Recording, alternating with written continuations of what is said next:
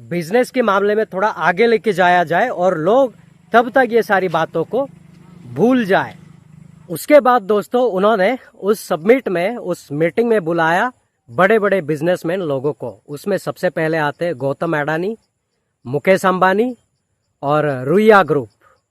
इनको बुलाया। 2002 से 2014 तक आते आते गौतम अडानी का जो net worth 7 million $US to 7 billion हो गया और वहां से बढ़कर दोस्तों 100 बिलियन हो गया। उसके बाद pay to play model electoral bond बनाया गया, जो बॉन्ड 2017 में बना और वहां से उस बॉन्ड के जरिए से भारत में फंड के जरिए से ब्लैक मनी वगैरह मंगाया गया। और इन्होंने जो इलेक्टोरल बॉन्ड बनाया दोस्तों, वहां से 2018 और 2023 के बीच में इनके खाते में, यानी कि बीजेपी गवर्नमेंट के खाते में 12,930 करोड़ रुपए का फंड आया इलेक्शन लड़ने के लिए। बीजेपी सरकार उसको रिसीव करती है। ये दोस्तों जितना इनको फंड मिलना चाहिए उससे ज्यादा 52% ज्यादा फंड इनके खाते में आया। और आप लोग सोचते होंगे ये आरएसएस, बजरंग दल और ये बीएचपी काम कैसे करती है। मैं आज आप सभी का वो जो सोच विचार है उसको आज पूरा क्लियर करूंगा दोस्तों। और इसमें जो सबसे बड़ा कंट्रीब्यूट था, जो फंड दिया था इलेक्शन लड़ने के लिए, वो दोस्तों मेगा इंजीनियरिंग एंड इंफ्रा। उन्होंने कितना दिया था? 584 करोड़ फंड किया था रिलायंस इंडस्ट्रीज। और रिलायंस इंडस्ट्रीज को कौन नहीं जानता है। उन्होंने 410 करोड़ रुपया दिया था। ये कोई छोटी मोटी रकम नहीं है इलेक्शन लड़ने के लिए जो दिया गया। इनको जो 12,930 करोड़ रुपया जो फंड आया था ना, वो ऐसे वैसे कंपनियों ने नहीं दिया। जिस कंपनी के ऊपर ईडी इनकम टैक्स का ऑलरेडी नजर था और सब उनके दायरे में, उनके शक के दायरे में आते थे, वही सब लोगों ने इनको फंड किया। क्यों फंड किया? कि इनका जो टैक्स, जो ब्लैक मनी, वो बचेगा। और ये लोगों ने जो बड़े बड़े रकम छुपा के रखे हैं उसको बीजेपी गवर्नमेंट वो बॉन्ड के जरिए अपने इलेक्शन भी लड़ेगा और इनको सपोर्ट भी करेगा। इसीलिए ये लोगों ने दिया। और कितने कंपनियों ने दिया था?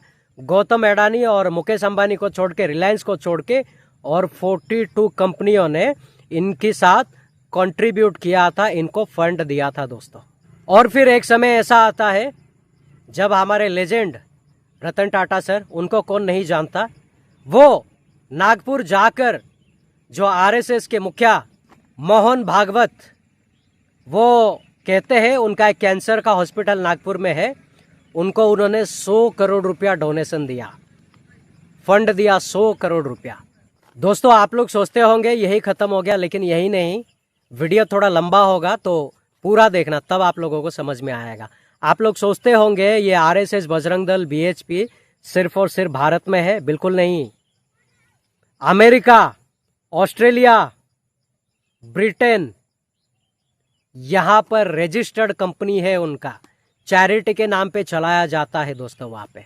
और जो क्रिश्चियंस को ये लोग कहते हैं विदेशी फंड आता है, इंटरनेशनल फंड आता है, इन लोगों का इतना फंड है, इतना फंड है, जो पोल खुलेगा ना, मैं बता रहा हूं आप लोग हिल जाओगे। इनका जो फंड जहां से आती है वो उनकी कंपनी का नाम है, जो चैरिटी के नाम पे इन्होंने कंपनी खोला है, वो कंपनी का नाम है HSS विंग। 40 से ज्यादा देशों में ये वर्क करता है, 40 से ज्यादा देशों में ये काम करता है दोस्तों। और आप लोग सोचते होंगे कि इस देश में क्रिश्चियंस, मुस्लिम माइनॉरिटी के साथ जो जुल्म होता है, इनके ऊपर कोई खेल क्यों नहीं होता? क्योंकि इनका जो हेड वो गवर्नमेंट में बैठा है। ये लोग क्या क्या बदलाव कर रहे हैं आपको पता है? सबसे पहले इनके हाथ में कॉरपोरेट लेवल के लोग हैं, पैसा और कानून को, लॉ को ये बदलते हैं। इनके पास इंटरनेशनल फंड आते हैं, उसकी बदौलत ये लोग फुदकते हैं। आप लोग सोचो जरा, कोई भी आरएसएस, बजरंग दल या बीएचपी के लोगों को कहीं पे बुलाया जाता है, जैसे फोन जाता वैसे पहुंच जाते ये लोग। क्यों ऐसा होता है? इनको उनकी आका लोग खाने पीने के लिए देते हैं।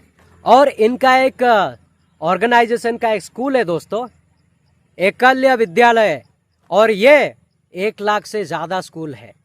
और इनके जो कर्मचारी है आरएसएस में 40 लाख से ज्यादा है। और ये लोग एक पैरा कमांडो की तरह आरएसएस के लोगों को, बजरंग दल के लोगों को ट्रेनिंग देते हैं। और जो इनका 1 लाख से ज्यादा स्कूल है वो उस जगह पे है जहां आदिवासी और दलित रहते हैं। वहां पर जाकर बाकी और धर्मों के खिलाफ ये लोगों का माइंड वॉश करते हैं। वहां पे बच्चों को बचपन से ही उनका माइंड वॉश करके उनको अपने दल में लाने की काम करते हैं और प्रैक्टिस करवाते हैं वहां पे। और 1 लाख से ज्यादा स्कूल, सोचो जरा कितने सारे बच्चे होंगे। इंटरनेशनल फंड भी आता है। अमेरिका में एक कंपनी है भूताड़ा, और वो कंपनी के ऑनर है, और उनके कंपनी का नाम है स्टार पाइप। उन्होंने इस आरएसएस को $3 मिलियन का फंड दिया। और इस कंपनी का 2022 में डिक्लेयर हुआ $1,76,000 फंड, लेकिन इन लोगों का एक्सपेंसिव है $2,46,497 US डॉलर। फ्लोरिडा में एक इनका एक बंदा है जो जब भी यहाँ पर भारत में इमरजेंसी डिक्लेयर हुआ था इंदिरा गांधी के टाइम पे, उस टाइम पे वो बंदा फ्लोरिडा चला गया था, वहां पर रह के बिजनेस करने लगा। उसका नाम ब्राह्म अग्रवाल और गुप्ता अग्रवाल। तो ये पार्टनरशिप में वहां पे फ्लोरिडा में काम करते हैं। और ये लोग एकलव्य विद्यालय को उन्होंने $8.11 मिलियन फंड दिया वो विद्यालय को। और ये विद्यालय कहां से ऑपरेट होता है? आरएसएस, बजरंग दल और बीएचपी से ये ऑपरेट होता है। और इनका मेन आका कौन? प्रधानमंत्री Narendra Modi. SPL pharma, MS property, midline करके एक बहुत बड़ी कंपनी है, फार्मास्यूटिकल की कंपनी है। और वो एसपी मिडलाइन जो है वो कंस्ट्रक्शन का काम करते हैं, यानी कि बिल्डिंग्स बनाते हैं, डेवलपमेंट का काम करते हैं। वो सब मिलकर ये जो कांड चल रहा है, ये जो काम चल रहा है दोस्तों, 40 से ज्यादा देशों में आरएसएस, बजरंग दल और वीएचपी का ब्रांचेस है। वहां पे वो चैरिटी के नाम से अपनी कंपनी को चलाते हैं। और इस कदर ये लोग चलाते हैं, वहां से वो लोग इंडिया में पैसे ट्रांसफर करते हैं। और जब अगर कोई मिशनरी भारत में आता है तो लोग कहते हैं कि क्रिश्चियन लोगों को इंटरनेशनल फंड मिलता है, लेकिन यहाँ पे करोड़ों अरबों, वो भी US डॉलर में इन लोगों को फंड मिलता है। इसीलिए ये लोग कानून को खरीद सकते हैं, कॉर्पोरेट लेवल में इनका ताकत है, और इंटरनेशनल फंड में भी इनका ताकत है। यानी कि ये जो साजिश, ये जो इन लोगों का जो काम है दोस्तों, ये अभी से नहीं चल रहा है। जब मोदी 20 साल का था तब से ये काम चल रहा है। अभी आप अंदाजा लगा लीजिए कि अब प्राइम मिनिस्टर मोदी का उम्र कितना हो चुका है। क्रिश्चियंस को ये लोग कहते हैं तुम लोगों को इंटरनेशनल फंड आता है, तो ये सब क्या है? इनके पास भारत के बड़े बड़े बिजनेसमैन लोग मिले हुए हैं। ये तो सिर्फ भारत के बिजनेसमैन लोगों ने उनको इलेक्शन के नाम पे फंड दिया है, और अंदर अंदर क्या क्या चल रहा होगा हम में से किसी को नहीं पता दोस्तों।